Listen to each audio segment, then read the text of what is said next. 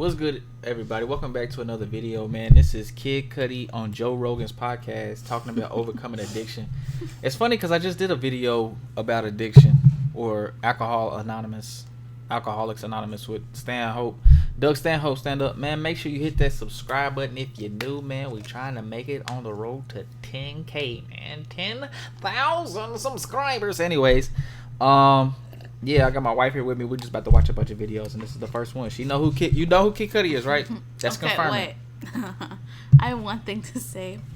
I knew about this guy. Kid Cudi? Yeah, when I was maybe, I want to say 17. I think he came on. Don't judge me. He came on Disney or Nickelodeon with his. They played his music video. There was one song that he made that was really popular. I don't remember it right now. Day and Night? Yeah, Day and Night. Day and Night. Anyways, so you know how like when you see a music video, there will be like the name of the person, the song title, and blah blah blah at the side, Yeah. right? And they never really say like His name, Kid Cudi? Oh, Lord. So I have been saying, I thought his name was pronounced as Kid Cudi. You thought his name was Kid Cudi? I've been saying Kid Cudi. Just for new video watchers, new people watching this video, she is not from America, so we will give her a pass with the Kid Cudi. Don't spit that on me.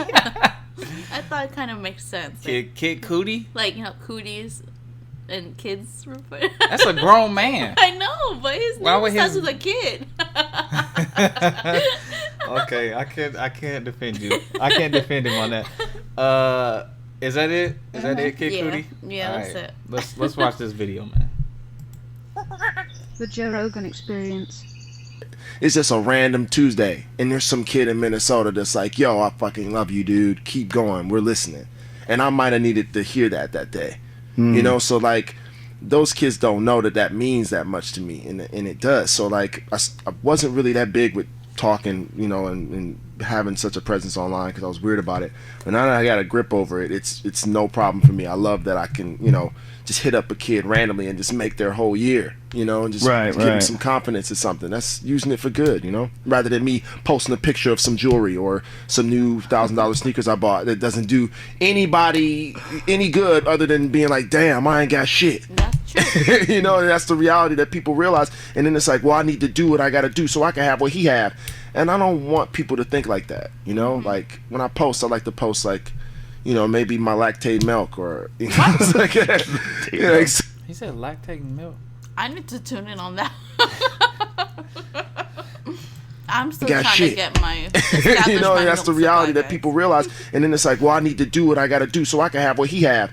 And I don't want people to think like that, you know? Like, when I post, I like to post, like, you know, maybe my lactate milk or, you know, like something like that. Does Kid Cudi or Kid Cudi have his own lactative milk brand, like, or his own? That would be interesting.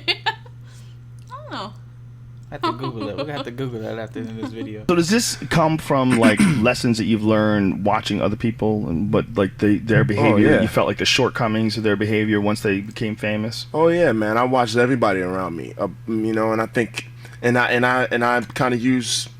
I want kids to look at me and understand what not to do. You know, when I was dealing with my drug issues back in 2010, 2009, you know, I was just heavy into cocaine. And it was like a big thing for me. Yeah. Cocaine. And it was like a really big thing for me. And it was something that, you know, kept me level. It was something that I felt like I needed, self-medicating. And, you know. So you felt like cocaine kept you level? Yeah, man, because I had this whole technique where. I don't know if I even should get into this. I don't even want to talk about this. These you don't kids have to. Fucking run around and talk, do it, you know. But let's just say I got into, like, you know, what I would call, like, you know, a trifecta, which was, you know, I would wake up in the morning, I would, you know, do coke immediately, even before I had cereal, breakfast. Whoa. And then I would have a beer, and then I would smoke weed. So, like, I never wanted people to know I was doing cocaine, so the beer and the marijuana leveled me out in a way where I was able to walk in the streets and talk and seem as though I wasn't on anything, but deep inside I'm just like zing, you know, with my face and just like that's right, you know. But what it did for me, and a lot of people do that, and it's not even like a party thing or a party theme type of thing. It's more of a just coping with like issues, you know, like, what I'm saying, and try to function, try to be normal. Try to, you know, especially with anxiety and depression and stuff, just trying to, you know, feel normal, I guess. Yeah, like feel normal, feel like in a state where you can function. Yeah. But wait, so he was saying that beer and marijuana countered that craziness of coke? Is that what he's trying to say? Yeah, he was saying like he would do coke before cereal, and then he would drink beer and smoke weed to, I guess, balance or counteract fully. You know what I'm saying? Does that really work? It's just like, okay, it's just like if you put water in a pan and you boiling water, and then to change up the consistency, you might put some oil or pepper in it. You know what I'm saying? Just to balance it out. Does that make sense? No, but okay, like when you're making spicy spaghetti, and you put cheese in it to balance it out. Yeah. All right. Okay. It completely numbed me. I didn't care about anything, and I was a robot. But also, with being so numb, it allowed me to go out and meet my fans and be out in the street. So in a twisted way, it did a positive thing for me, and that's why I didn't see it as an issue. It was like, damn, today I went walking in Soho with no place to go, and I was just high-fiving fans and shit. Like, it was just the most, you know, amazing experience, something that I never get a chance to feel because I'm just like such a recluse, and I'm just at that time was just weirded out when people recognized me and just didn't want to go anywhere, you know. Yeah, that's an issue with substances that can help you in some ways, but they're ultimately detrimental to your health or your well-being or your ability to keep it together. Yeah, you know? Yeah. I mean, I abused it. You know, it's not like the guy who like goes out with his buddies in spring break and it's like, hey, let's do a bump, and it's like, hey, cool, you know. Those guys aren't real. Yeah. those guys are only people in movies, man.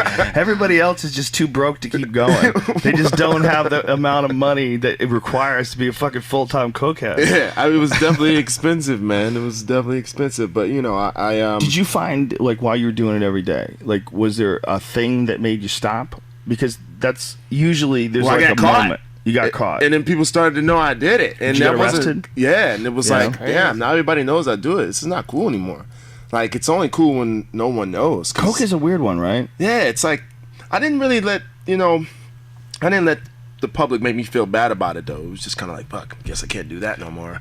And then also my daughter was born, so it was like, you know, it was like two kind of life lessons back to back that I experienced in 2010. And, you know, my daughter's birth and being arrested were those two things, because I think I had already started toning down my cocaine use at the beginning of that year. But then I was the king of like something tragic happening or something I felt was tragic or stressful, and then spiraling back into it, just needing any excuse to be like, all right, I'm going to go do cocaine now because I'm upset and I'm dealing with something I don't know how to deal. It's just like my way of copping out and avoiding my issues. Wow. You know, so it was like a block. It was like maybe a couple months would go by. I'd be in Hawaii, you know, working on some stuff with Kanye, and I never did cocaine or anything around those guys. That was like my time to detox when I would be away. Because, you know, if you do coke, you're either doing coke with other people, you know, or alone. And I felt weird about traveling the world and every place I was at, asking people where the drugs was at. So, like, it was something that I did, you know, at home at a certain time, you know, and which was, you know, I was able to, like, kind of keep it together and go out and work on my music and be into it. I had a system. It was a weird, sick system I developed, you know, for myself, you know, where, you know, I was able to be cool if I wasn't in New York, but then when I was back in New York, it was on, you know, because it was just like being at home in the apartment alone for hours on end just really just got me, you know, right. And doing it just kind of like, oh man, I could just put on Leaky Lee and just chill out for hours by myself and it's all good. It's interesting that like the arrest made you want to stop because was it because like the feeling like, oh shit, an event has taken place, like this is obviously a big sign that I'm going down the wrong direction. I'm dealing with the legal system now. I'm getting arrested. Nah, it was just more like, this is not Scott Mescudi What? How in the hell did I let this That's his real name. Scott Mescudi? Yeah, Okay. I think so. If is that confirming? I'm pretty sure. become Scott Mescudi? How in the fuck do I got people looking at me like I'm not Scott Mescudi? And I know what it was, and I know how to fix that. And I went and made I didn't like how people were looking at me at that moment in time. So you they know? were looking at you like you're a coke fiend. Yeah, crazy, cracked out dude. Like everywhere I would go, it was just these looks, and I was just like, man, I just did a little blow. What the fuck, you know? Get off my back, you know what I mean? Like y'all motherfuckers acting like y'all ain't never did a bump. Get out of here, man. Like it was so. I was just like, are you kidding me? People love to be sanctimonious. Yeah, but that's the thing. When it happened, I wasn't like, you know, on, you know, the next Complex interview I did, like, I have a statement that I issue here. This camera, okay. Yeah. I'm really sorry to all my fans for you guys knowing that I do cocaine now. Well, I used to. I don't do it anymore. I'm sorry if I let anyone down. Fuck that. You know? Fuck that. It was really Fuck just that. like, I'm dealing with some shit. If you don't understand it, I don't give a fuck. This is how I was surviving. If I didn't do it, I would have blew my brains out. Well, I like how you describe it too, because you're very honest about the positive aspects of the effects, and I think that's super important. And this was my contract, by the way. The release. Yeah. Don't worry about it, man. Sorry. Don't worry about it. I'm an actor. You were, Everything's a prop. you're method. You're very method. I didn't know he was an You're actor. very honest about the. I don't think he meant literally. Okay. I mean, I haven't seen him in anything, so. Okay. But I don't really watch that much stuff. positive benefits of it. Like, people have this idea like you shouldn't talk about positive benefits of any drugs, whether it's harmless drugs like marijuana or dangerous drugs like cocaine, maybe even especially dangerous drugs like cocaine, because the reality of what you're saying, your experience and the positive aspects of your experience, it's like he's promoting drugs when clearly you're doing just the opposite. Yeah. You're talking about how you needed them and used them and they helped you, but the reality is it was because you were dealing with an issue. Right. And it just helped mask the issue. But Right. it did help. Yeah. And to lie and deny that, it clouds the issue. For people dealing with their own drug issues, dealing with their current drug issues or their past drug Yeah. issues, if people aren't honest about it, man, it puts people in this weird place where, like, you know what, if it wasn't for fucking meth, I would have never started this business. You know, look, the reason why I'm doing so well is because I got on meth. Like, Yeah, I mean, there's I some think people that that can say that probably. well, the only reason why I could sit here and say that is because, like, I've been 4 years clean, man. I'm not like Right, you're not it's- dipping it's- back it's- in. Yeah, and and I can speak about it, Ken. Especially since he's in the industry where it's like Yeah. drug fuel. That's difficult to get rid of. You know? Definitely, yeah. Congratulations to everybody who out there staying clean, Yeah. whether it's 4 years, 15 years, 1 day. You know what I'm saying? Some people think addiction is like in their head. I mean, like it's a matter of if you want to do it or not. But clearly, scientifically, it proves it's that definitely a your mental- body is literally addicted to the Yeah. substance you're taking. It's And definitely a mental thing. yeah, it's not easy. I don't No, think. it's I mean, probably I've not. never been addicted to like substances or whatever, but I've studied about it, and that's not easy because it goes beyond just your willpower. It goes beyond that That's because your body literally needs it. You know. yeah, depending on how far the rabbit hole you are, yeah. And that's why people do crazy things, you know what I'm saying? Sometimes because they're deep in that rabbit hole, man. And I'm sorry, I keep interrupting, but like I feel like, yeah, it's bad to start on it, but I feel like people in the society needs to show a bit more compassion to these kind of people. They may have done a mistake or whatever, but you know, some people can be really tough. Like, oh, you gotta do it on your own. Da da da. No one, no one can help you. But it's the underlying issue, like why they get started on it. Yeah. And they just need a little sympathy, and not sympathy, but compassion. Yeah. Yeah. Yeah. And it's not something I'm weird about, and I've just grown so much since then. And I also know that the more I talk about it, you know, the more it'll help somebody else who might be dealing with it. You know what I mean? Definitely. You know, when you're in that, it's probably just, it seems like you can't get out of it because it is like a thing. You know what I mean? It's cycle. and you get caught up in it. And you know, I just know with kids listening to me talk now, it could be helping a lot of people. I'm not like one of those people now that used to do cocaine, and I'm like, oh, you're bad if you do cocaine, or cocaine's bad and you shouldn't do cocaine. Man, I don't promote any drug, but I'm not judging anybody if they do it. Yeah. You know, it's not like a big deal. Like I did it, and I just abused it in a way, and it didn't benefit me. It didn't benefit Scott. I didn't like the person I was becoming. There's some people that could do this shit and they could live and do it in moderation, and it doesn't affect their lives like how it affected mine. More power to them. They got superpowers, if you ask me. But I just have that, you know, it's a history of drugs in my family. It was like my blood was waiting. It was like, yeah, like, let's go. And I know that about myself, and I just had to make that choice. I had to make a choice, and I think that's with anything. Cigarettes, and which I'm, you know, 5 months done with now.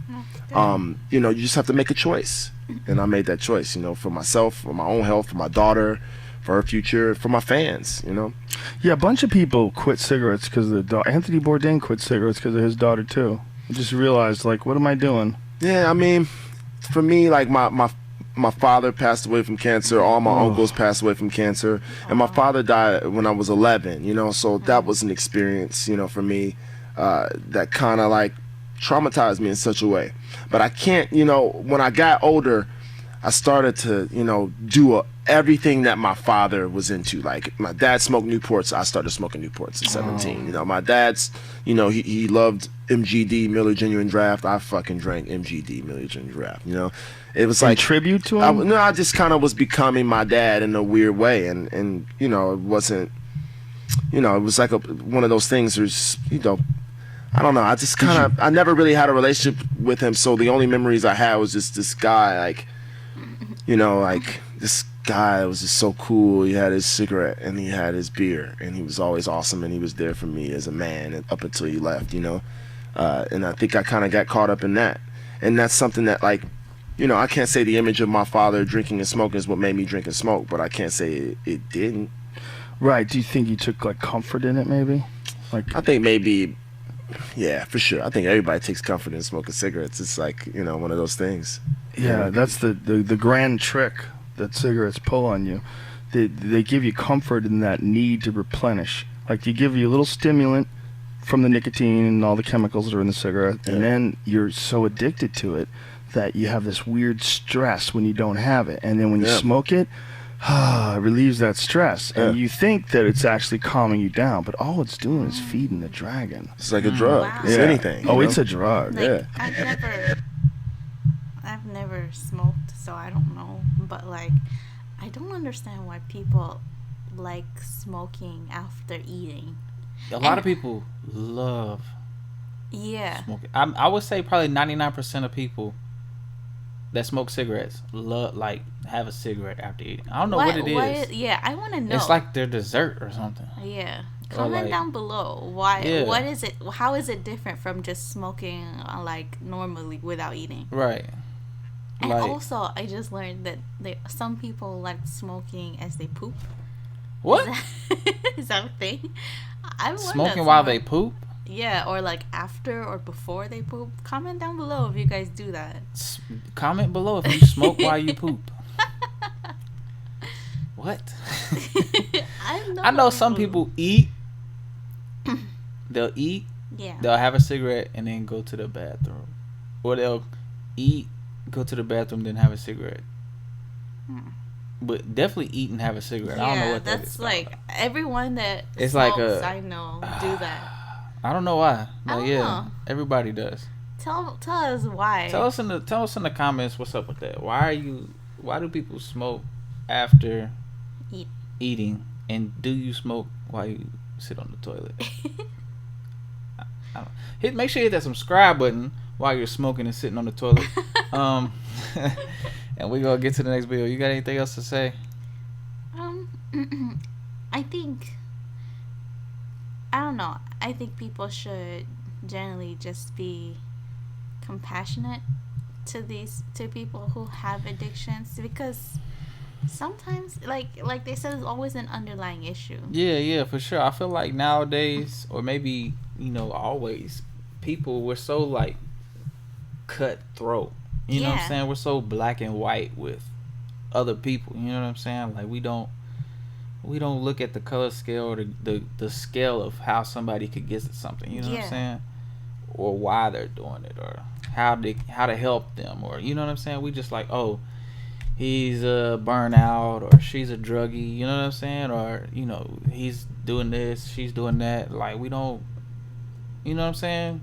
Like if it was your kid, maybe you would feel some type of way. And then some people just don't even be caring about their kids, because like, oh, they do this, they not worth anything, blah blah blah. But I don't know. I feel like we don't. It's tough. Like, yeah. Firstly, those people who can quit or who have been sober after that's a lot. Like, kudos to you. That takes a lot of energy, a lot of effort.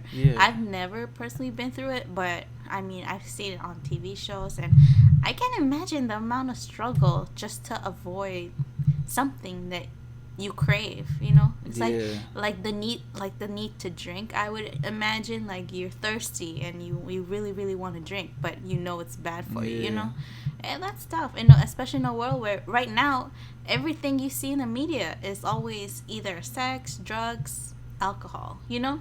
Yeah, and it's like so many people get addicted to things and don't even know they're addicted. Like people will be addicted to their phones. Yeah. People be addicted to sex. People be addicted to like eating. You know what I'm saying?